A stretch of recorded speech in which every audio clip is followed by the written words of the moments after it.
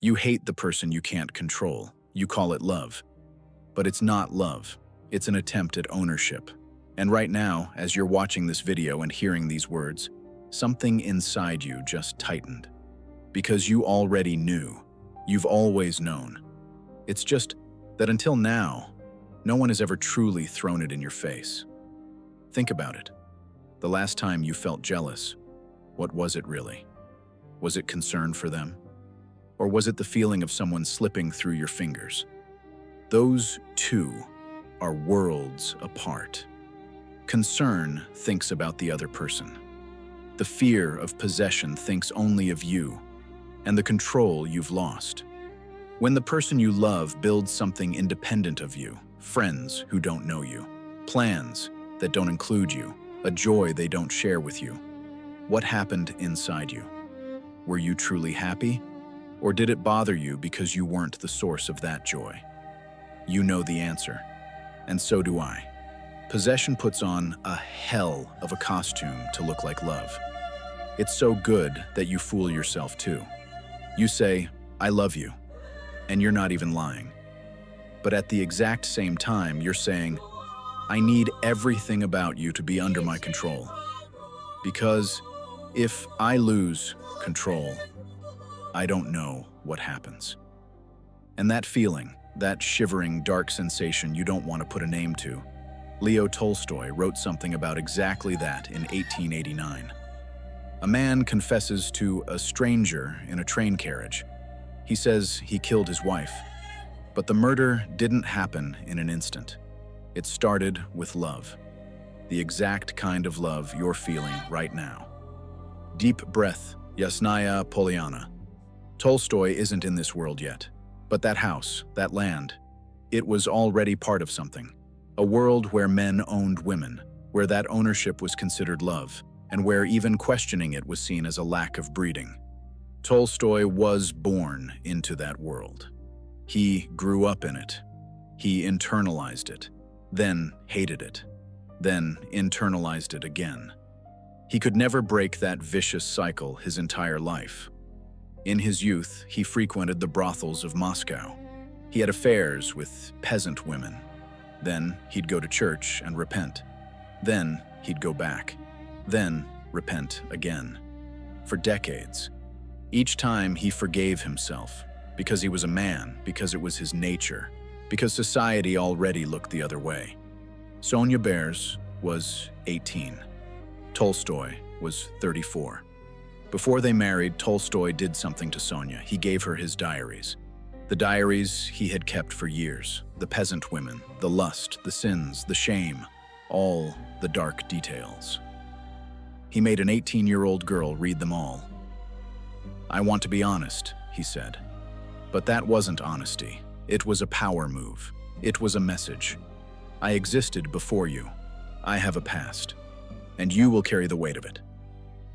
That girl had to read every moment her future husband spent with other women for years, and she thought it was love, because she had no other frame of reference. Sonia carried it. She carried it for 50 years. She bore his children. She hand-copied Tolstoy's novels. She ran the household. Tolstoy wrote, questioned, and repented, again and again and again. And Sonia was always there, and in the very middle of this marriage, this decaying, suffocating marriage built on possession. Tolstoy wrote the Kreutzer Sonata.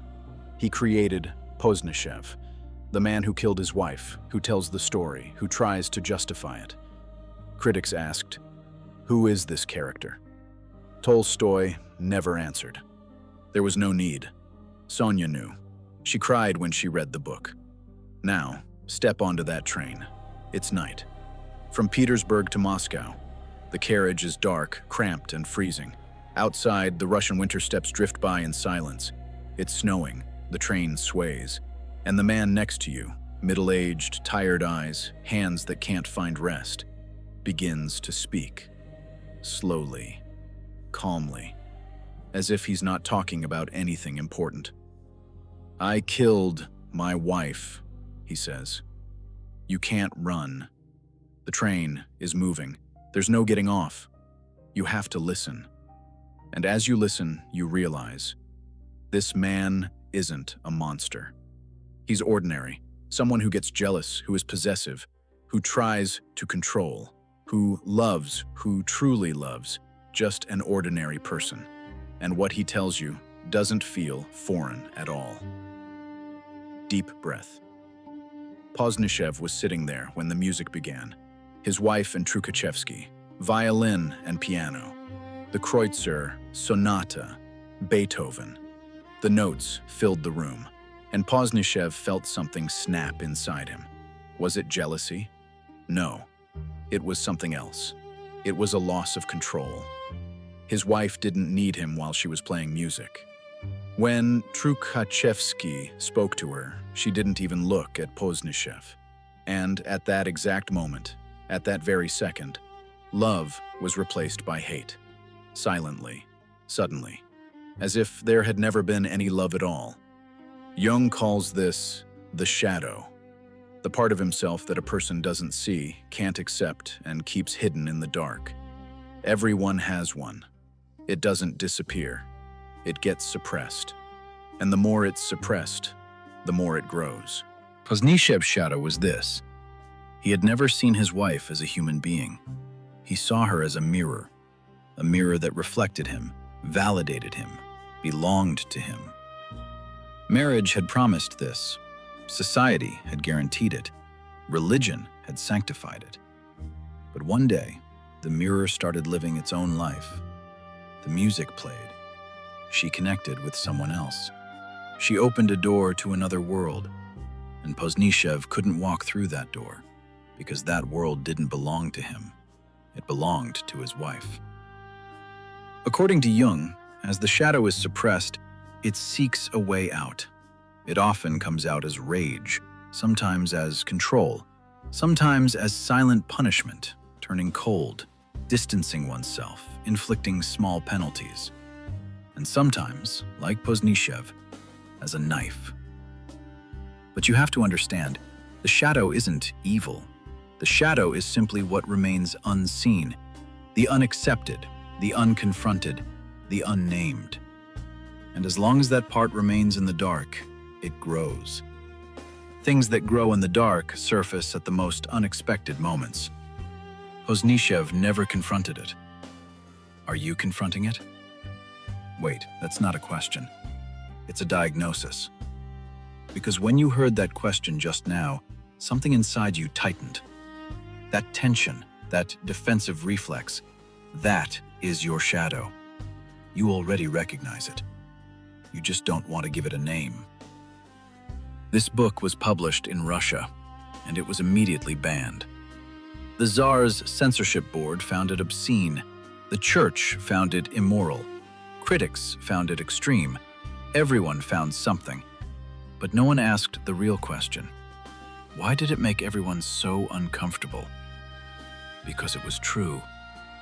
Tolstoy had exposed the system of ownership within marriage so clearly that the reader couldn't help but see themselves in Poznishev.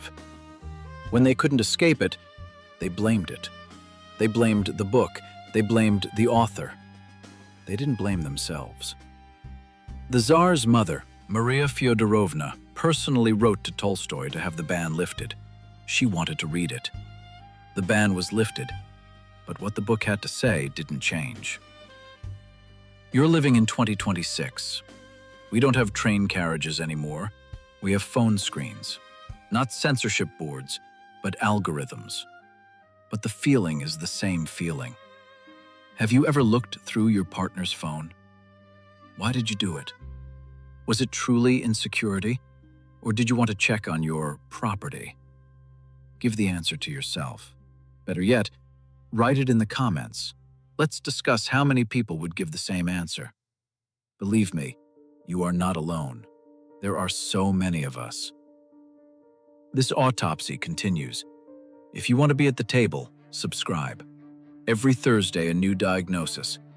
The door is open, but once you enter, you can't leave.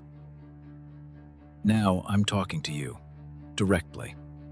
The book is over. Poznishev is over. Tolstoy is over. You are not over. You are in a relationship now, or you were in the past. And there was a specific moment in that relationship. You can see it if you close your eyes, when your partner did something independent of you, and something inside you went dark. Maybe you didn't say a word. Maybe you laughed. Maybe you said, "It's fine." But that darkness stayed inside you. What is the name of that darkness? You call it jealousy. A nice word, a clean word. It makes itself look like a human weakness. But that isn't jealousy. It's a sense of ownership. And the sense of ownership says, you belong to me. Nothing that belongs to me can have a life of its own. When you found out your partner was talking to a friend late into the night, what happened inside you? Was it truly concern? Or was it the unease of, this happened without my approval? When you found out your partner made a small decision without telling you, what snapped inside? Why did it feel so big? Because you said, I lost control. But to lose control, you first have to believe that you had it. And you believed. You always believed. Poznishev killed his wife. You didn't. But that feeling, that this is mine and can't belong to anyone else feeling, was in you too. Maybe less intense, maybe much better hidden. Maybe you just said, I'm just in love, and brushed it off. Changing the name doesn't change the feeling. Tolstoy wrote this in 1889. You are reading it in 2026. The only difference, Poznishev confessed. You haven't yet. Poznishev got off the train. He had confessed. He had poured it all out, and nothing had changed. Because confession doesn't heal. Seeing doesn't heal. You've simply seen, and now you've seen it too. You love your partner, I believe that. But how much ownership is inside your love? You know that now.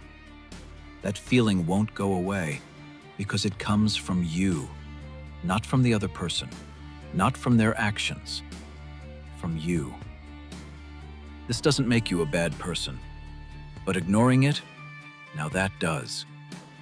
Tolstoy lived another 50 years with Sonia after writing the Kreutzer Sonata. For 50 years, the same cycle. Lust, guilt, control, regret. Again and again and again. Writing didn't save him. He just saw. Now you see too. I don't know what you'll do. Maybe nothing. Maybe tomorrow the same feeling will come and you'll act the same way. Maybe this video truly changes nothing. But the next time that darkness comes, that this is mine and can't be anyone else's feeling, you will pause for a second and you will remember Poznishev. The next autopsy at this table, Father Sergius. Tolstoy's quietest confession. A man devoted himself to God, but in reality he was devoted to his own ego, and he died without ever knowing the difference. The table is cold. The lights are on.